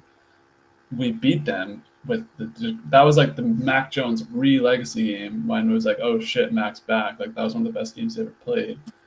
Also, And the 27-21 game, that one didn't even count. That was DeMar Hamlin. Yeah, That that was was like the double big kick 2 returns. kickoff returns. Yeah, Yeah. that was fucked. Yeah, They gave that. actually, They had to give him the win. I mean, Yeah. nothing says to me that like even in 2020 they beat us 24-21 with Cam Newton. Okay, they beat us 38-9. But I'm taking the Patriots. I think Drake's made a lot of positive steps. Although even just 2 weeks ago he's had a really dumb fumble against the Steelers, but he's looked a lot better, at least passing the ball. He's got to learn to he looked really good against the Panthers, like getting down, making sure not to be hit. Like I felt like pretty good watching Drake May. So I think they can keep this in game, and also primetime boost, and also division boost. Especially playing this specific divisional opponent well boost. I think you have to take the pass plus 8.5. I do I think. also don't think the Bills' defense has really shown me much this year. Like, even like against these teams, like the Saints, they gave up 19 points last week. 3 Like, touchdowns, to the Saints. you know what I mean? Like, I feel like I said, I feel like the Pats' offense is much more consistent than the Saints, but I don't know. We'll have to wait till Sunday night, as Chubb said, waiting all day. Ravens game is a barn. Yeah, Just keep burping into the mic too. I'm sure they'll get more viewers. Yeah, the Thursday streams get no viewers, so we could just literally do anything and it would not matter. 10 points. They only allowed 10 points to the Jets. I mean, that's the Jets, though. What the fuck are we talking about? All right. Well, we're all on the Patriots, but here's a expert gambler, one of the top gamblers in America. Seth Lafreniere is in the chat. He says, Pats second half spread plus 4.5. We've started off poorly every game so far. That's true, honestly. Feels like a rough start. Like, we might go down 14-0 in this game. I wouldn't be surprised. Fair. But then cover. Yeah, I don't mind that. I like it. It's a good idea. Shout out Seth for watching the pod and then also throwing a little bet that we all might place. All right. I'm not a big half guy, but yeah, I'm not either. Monday night, the last game, Chiefs at Jaguars. First question: does this captivate your interest, or will you be watching this game? Cam, well, I want to hear your answer because you think the Jaguars are shit, so the Chiefs should just run right over them, right? So, the problem is the 3.5, the hook. I'm gonna be intrigued just because I'm curious to see how the Chiefs do. Like, obviously, this is a big game for them for the rest of the season. I feel like a 3-2 start versus a 2-3 start. I feel like it's a very different swing in momentum. I know it's on Monday night on the road, but I'm gonna go with the Jags here plus a 3.5. I think the Chiefs win, but I think it's gonna be by 3 or less. So I'm gonna take the Jags here. Not saying they're a great team, but kind of talking about that primetime boost Monday night, usually low scoring. It's going to be in Jacksonville. I don't know. I mean, it's difficult to – I don't know. The thing is, I don't know if this Chiefs team is yet. Like, they've been banged up all year. Maybe Worthy can really step it up again. But, I'll take the Chiefs, to win by less than a field goal. The Jags have been playing tough games, obviously winning 3 out of the 4. So, I like the Jags plus a 3.5 here. He's finally woken up. Rat? Yeah, I think this might be one of the hardest games to pick. When the Chiefs are 1-2, I was asking people, are they not going to make the playoffs? They're not going to make the playoffs, which is obviously stupid. But if they're going to make the playoffs, they're going to win this game. Games like this, they're going to win to make the playoffs.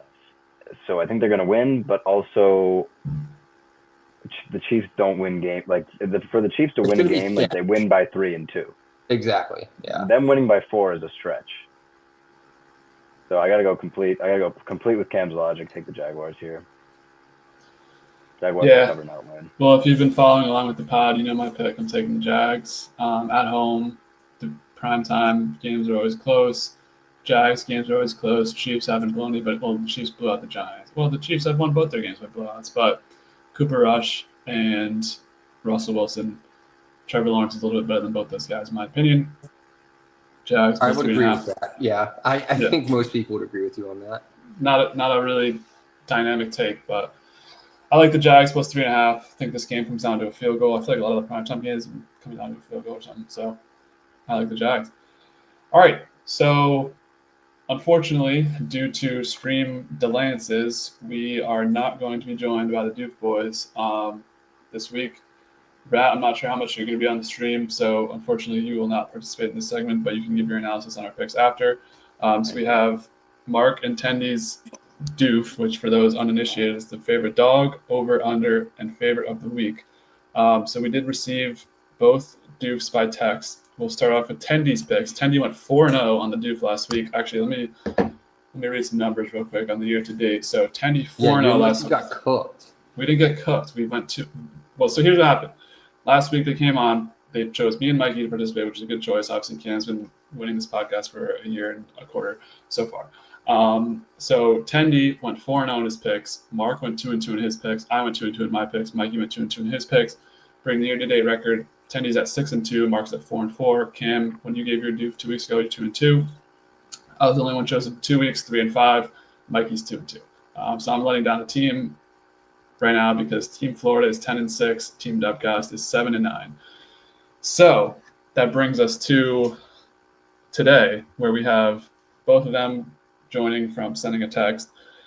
Once again, we have Tendy leading us out. Wait, this is last week. Okay, here we go. So Tendy's dog is the Patriots +8.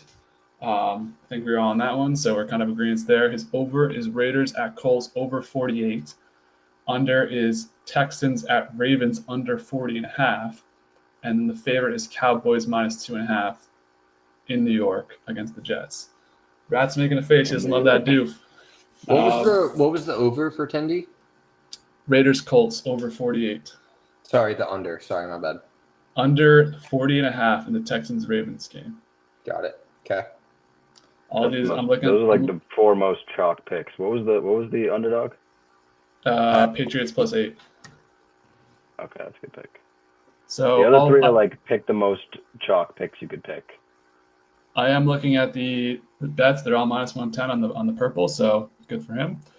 Next, we'll have Mark, his picks. So his dog is, as always, a 1-point underdog. He's going with the Giants +1.5. Over, he's got the over in the Bucs Seahawks game over 44.5. I like that pick. Under, he's got the Sunday morning game under 36 points in the Vikings Browns. And then for his favorite, he's taking the Lions -10. So we didn't have the 10.5 hook. He's taking the 10. So there's Mark's DOUF as well. Now, we did specify in past podcasts that some of the picks can be the same. So Cam, take us away with your DOUF for week. Actually, do you want me to go first since I have the worst record? Or does it matter? Up to you. I'm cool. You're the host. You decide. All right. I'll go first since I've been slacking. So starting with the dog, I was going to take the Titans, but I'm not going to do that. Please, fucking God. It was going to be a troll, but I wanted a bigger reaction. Like we needed Mikey, we needed them both here to make it a fair thing. So I'm going to go with the Niners tonight +8.5. I don't know. It just feels like too many points on the Thursday night. Trust in Mac Jones. Obviously, we're Mac Jones supporting podcast. And for my over, Rat, you alluded to this one. Cowboys, Jets. I like the over 47.5. I think even if Justin Fields, that offense can put up a lot of points, and obviously the Cowboys will score a lot as well.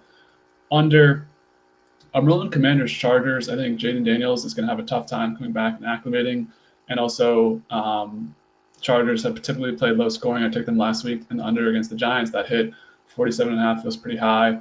And then favorite, I'm going with the same game. I'm going with the Chargers -2.5. Just perfect get back spot for the Chargers. So honestly, I'm really liking my picks this week. I think worst picks the 49ers, and we all took the 49ers. So obviously we're Mac Jones biased. But Cam finishes off with your DOUF. All right. For strategy purposes, I switched one of my picks because we were on the opposite side, and we're not going to pull what do the Florida boys do, the over and under on the opposite side. So I switched one of mine. For my dog, I'm going with Mark. I like the Giants plus the 1.5. I know it's a tight spread, but I like the Giants there. Over, I'm going with the lowest spread on the board. I'm going with the Vikings and the Browns. Okay, so you're opposing Mark's pick. You had the under on that. Yep, exactly. Yeah, that'll be a huge swing. For the under, I'm going to go with the Titans and the Cardinals at 42.5. Don't think a lot of points are going to be scored in that game. Both teams extremely inconsistent. And then me and you are on the same side with the favorite, Chargers -2.5. That could be a huge swing for us, especially with the over-under, me and Mark fucking switching sides on that. So hopefully we can pull this out and get us back on track. I like those picks. Respect to both of us for taking the Chargers after they burned us pretty badly last week. But exactly. It's a different story for a different day. So Rat, I did tell you for the Focus 5, do you have a Focus 5 prepared, or do you need a minute to get yours together? I got 4 good ones. Okay, we'll give you a minute. Whatever. That's I'll not take this one not too. what I'll the- take this one. I got 5 good. No, I no, got no, 5 no. good Hold on, ones. hold on. I So got we 5 can good update the year to date. You can do a little more research. So last week we had Michael 0 for 5 on the Focus 5, -5 units. Pretty tough. Mikey's been doing well, or had that week one bet carrying him. So he's looking at slim margins right now. But Cam, you also lost last week, -2.8 units. I also lost last week, -1.3 units, bringing the year-to-date totals to Cam is now in the negative for the Focus 5. So you've lost the viewers' money with your Focus 5, -2.34 units. Mikey, spread though. I mean, I'm fucking. Yeah, what, well, 60%? you guys have been calling for the change in the Focus 5 segment. I changed it. And now all of a sudden we're going back to the spread. That's the important one. Okay, got it. And then This format Mikey, makes so much more sense. By the yeah, way. it Thank you does, so because much it for actually switching to this format. proves that my betting is better. Last because year I came on late in the season. It was like Cam is 8 and 48 in his Focus 5. He's like, oh yeah, but I hit 3 bets that were plus 2,000. Like, what? This doesn't make any sense. Thank you for switching it this way. This is a learning experience. Everything's learning, so we were able to acclimate better. This is more representative of the bets, and they're still losing. Mikey, Okay, well, Mike, too. Mikey's winning plus 1.82 units for the whole year, so he's made the viewers almost 2 units on the year. Meanwhile, the host of the Dubcast has got you off 14.27 units. Don't sleep. You're up 14 units. I am 14.27 units on the Focus 5. So, with that being said, Rat, we can start with you if you have yours ready, because you have a clean record. The slate is yours right now. You could leave this podcast with a perfect Focus 5 and a perfect slate or spread pick and just never come back and be the best. I wouldn't come back. The best one-time picker of the Dubcast. So take us away with your Focus 5 for this Week 5 disgusting slate. Yeah, this slate sucks, and it was a tough week to pick too. Hold on, Mike. Okay, so I got, as I alluded, a few of these I've already discussed. I have the alternate over in the Jets Cowboys over 61.5. That was the highest I could go on DraftKings. That's plus 375. I have the Saints minus 14.5. That's plus 483. Pats plus 340. I mean, the Pats are like not a bad team. When you have not a bad team playing any team, plus 340 is just a bet you have to take. I mean, these are two teams where they're all professional athletes. Pats money line. They're all professional athletes playing each other. Plus 340 is just a bit ridiculous, especially of course everything we talked about. My fourth one is a 4-leg anytime touchdown parlay. Derrick Henry, Justin Fields, Chase Brown. I don't even know if he's got a touchdown this year, but I think this is his time to shine here, covering that 10.5. And then Stephon Diggs, revenge game, touchdown. First one with the Pats, right? Because he didn't score last week. All right. Last week. And then my last is under 27.5 in the London game, plus 280. Wow. Well, you missed it. He went over 61.5 in the Cowboys-Jets game, and then the Saints. Oh, and the TD parlay, by the way, Henry, Fields, Brown, and Diggs, plus 2,721. So love that. Yeah. Yeah, we did the odds as well. I don't know if I mentioned that to you, but I think you gave them also. All right, an interesting Focus 5. You brought a different perspective to the game this week.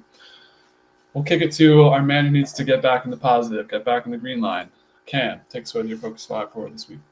Starting tonight, kind of hinted at it. We're going to go with Kendrick Bourne, anytime touch the paint, plus 340. I actually love that bet. I might take that. Yeah. I think he's going to be the number one receiver tonight. Obviously, a lot of chemistry between him and Mac when they were back in New England together. So kind of an easy one there for tonight. Second one, I like the Panthers money line. We talked about that game earlier against the Dolphins, especially at home. But we're going to parlay that with Chuba to score. Mikey and I have been hitting on that Chuba ever since last year. So that is at plus 204, that parlay. The rest of them are question marks because either I couldn't get it on FanDuel. I will update on the odds to Dub, and we'll straighten it out for the pod next week.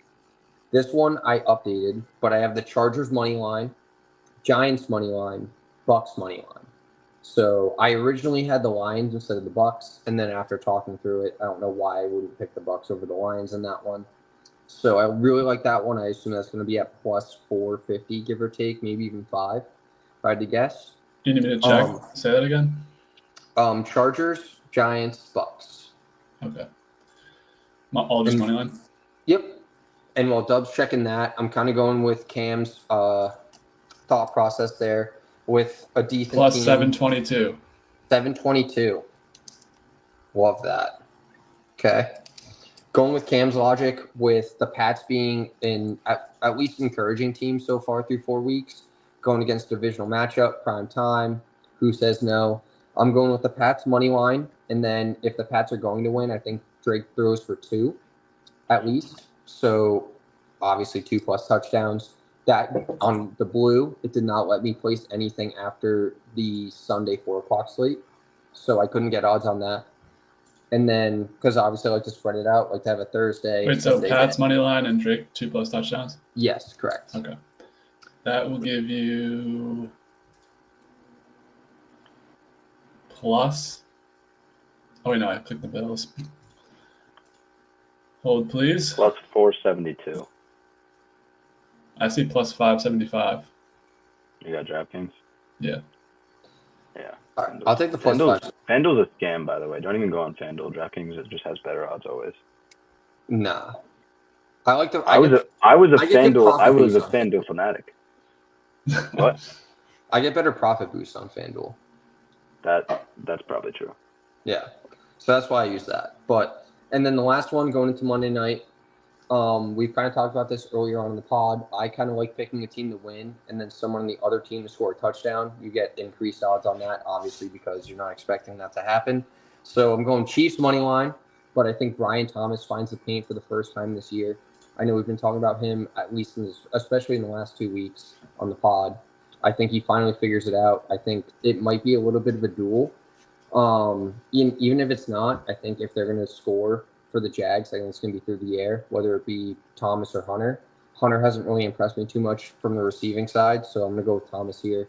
Hopefully he bounces back. So that I still don't know. The blue would not give me those odds. Plus 380. Plus 380. Okay. What was that bet? Chiefs and Brian Thomas touchdown.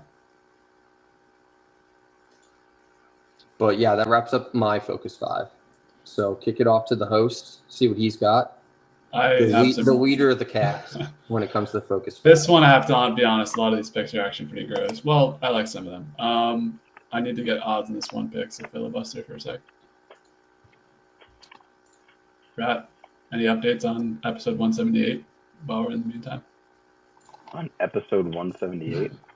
The shoot episode we did. What's episode 178? What would the update be? I don't know. I'm just asking questions while I get these odds. Dude, Dub, you're a big Survivor guy, right? Yeah. I actually just got hooked on it. Been watching recently. Stop. Are you You're lying. Stop lying. There's no, I'm not. I was just going to ask something. I don't know if it's pod appropriate, but it seems like there's a decent amount of sus people on there this year. Sus people. Did you watch last night? Yeah. Did you like it? So my favorite guy, I forget his name, but it's the old guy with like that Dude, watch. We watched. We did. We did. We literally did a week 1 recap. Me and my friend from Q, so I've never even had on the pod. And I was like, we just start off the pod, and I was like, my favorite guy so far is Unk, and he was like, who's Unk? He's like, oh, the old guy with the dreads. That's yeah. So we just called him as soon as Unk. he came off the boat, he was my favorite guy, and he's still We just called him Unk the rest of the pod. That's how. Yeah, he might be in trouble though, so we'll have to see. But little Survivor. Yeah, I don't like that fucking bad. I'm not gonna say it on the pod, but that Asian guy on the blue team. What's his name? Yeah, you can see that you're not being a fan of him, Jeremiah. Yeah, exactly. Fuck Jeremiah. All right. Also, that wellness girl fucking sucks. Whoever that girl is too. Oh, the meditation bitch. Yeah, we didn't like that. Well, I was like, I would never do that, but my friend was like, I meditate, but that's too far. Did you stab him in the neck with a knife? Too far to meditate. Well, you guys gotta watch that. You gotta watch this first episode of the DOUF, man, for the first recap. All right. I'll get a recap in. Nice little segue there. Good promo. Nice plug. Yeah, nice Good promo for Survivor. We will have episode 2 recap at some point. I might just have to do that one alone because none of my friends are around. Anyways, here goes the Dubcast Focus 5. Like I mentioned before, hold your breath. You know, I would say this is one of my weeks that I'm not super confident in, but we made picks anyway. Starting it out, and of course I have a name for all these parlays as well. First one is the tight end flyer. So give me Jake Ferguson to score a touchdown in a high-scoring game between the Cowboys and the Jets, and then Brock Bowers back on the board as well. Those two together give you plus 596. This parlay is called Welcome Back Chris because it's a one-pick parlay, and it's Chris Godwin to score a touchdown, plus 220 in a game against the Seahawks. Tease him up, 1 p.m. Giants tease him up to plus 3.5. Broncos tease them up to plus 7.5 against the Eagles, and then Panthers tease them up to plus 3.5. Those two together. Cam, you agree with all those picks? No, those give not you the Broncos. Not the Broncos. Those give you plus 272. The one I was just doing research on because for some reason this game didn't have any odds in the touchdown scores. We got a wide receiver parlay touchdown for the 4 p.m. Give me Deebo Samuel to score a touchdown against the Chargers in a week where Terry McLaurin just got ruled out, and also Jackson Smith and Jigba didn't score last week. So those two together give you plus 499. Who was the other guy? Deebo and who? Jackson Smith and Jigba. Oh. And then to end us out, this is going to be terrible. You're going to hate this pick. Yeah. This parlay is called It's a Great Sunday to be a Rookie Parlay. Dylan Gabriel, Jackson Dart, and Cam Ward, all 1+ touchdowns. So just one out of all of them. All three of those together gives you throwing, yes. Plus 216 for that. So I don't think that's the worst pick in the world.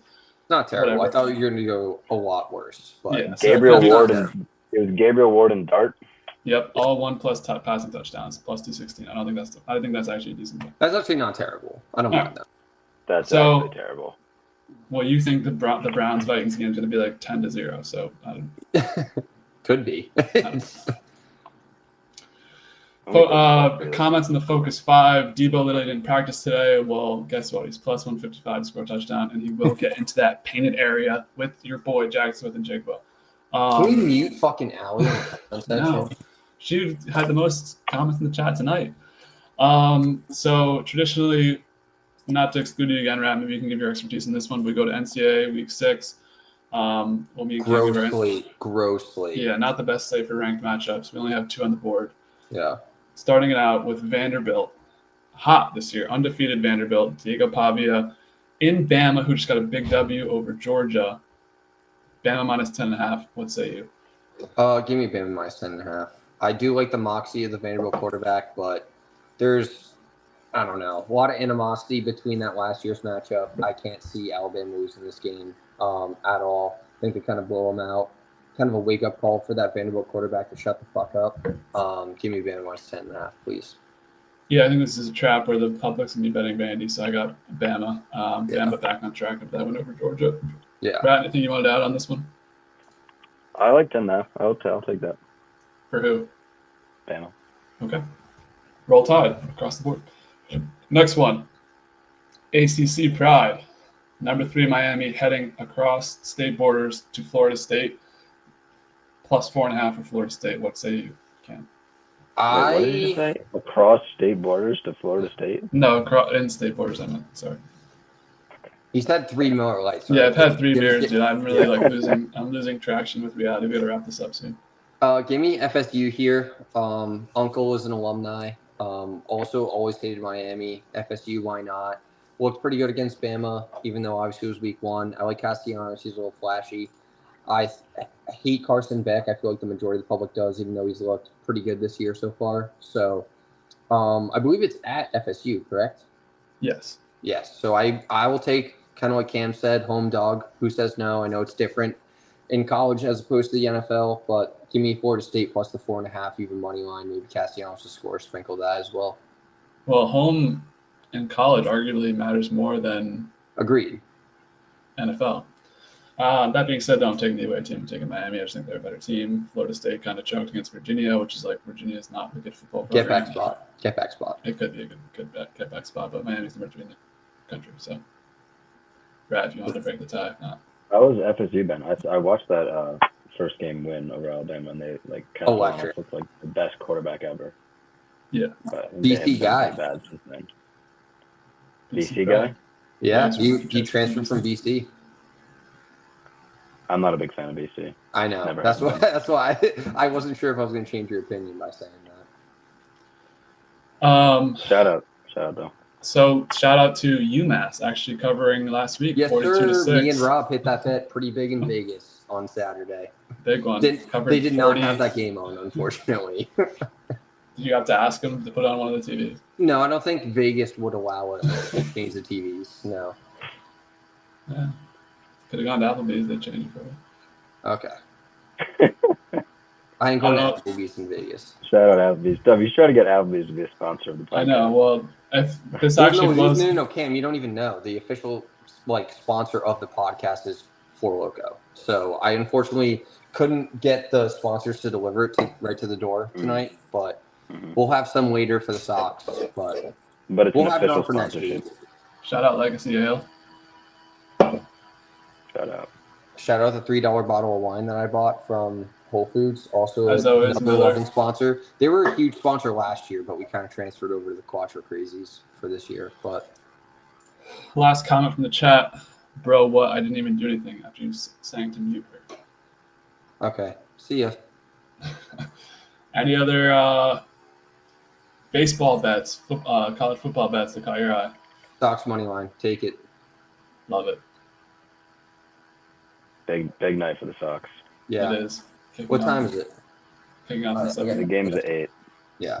Half an hour. Okay. All right. Well, another successful pod. We didn't ramble on too long like the past couple ones. So thanks, Rat, for joining us on short notice. Thank you for Thanks, having me. Brett. I appreciate Yeah, it, brother. of course. I'm sure you'll be back when either Cam or Mikey disappear again. So All looking right. forward Thanks. looking forward to seeing how you fixed it. Anything before we wrap up here tonight? Cubs up 3-0. Cubs up Looks 3-0. like they're gonna move. Looks like they're gonna advance. What A lot of inning? people What inning? A lot of people like the pods. It's the bottom of the 7th. Bottom 7. All right. Go Cubs. Go Sox. Have a great rest of your night, boys. All right. Have a good one, guys. Yep. As always, be easy, y'all.